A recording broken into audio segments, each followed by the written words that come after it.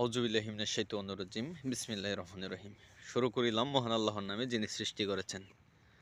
দরদিরা, আমি গ্রামে এসেছি কয়েকদিন হলো। তো আজকে চাইলাম যে একটা ভিডিও তৈরি করতে, গ্রামের সকালের ভিডিও।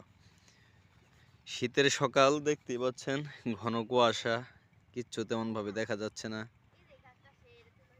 এই যে আমি আছি এখন আমাদের বাড়ির পাশেই, এই যে আমার ছোট বোন, তাকে নিয়ে আসছি। এই যে বড়ই গাছ, অনেক কুয়াশা।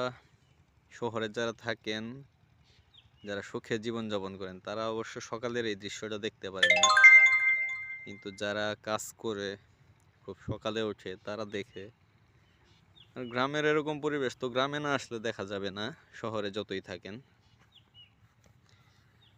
এই যে কাদা, এর মধ্যেই অনেক মানুষ চলে গেছে ধান লাগানোর জন্য, ধান গাছ লাগানোর জন্য। যে সকালে আমাদের ঘুম থেকে উঠতেই কষ্ট হয়, সেই সকালে তারা ধান চারা রোপণ করার জন্য এই কাদার মধ্যে নামে।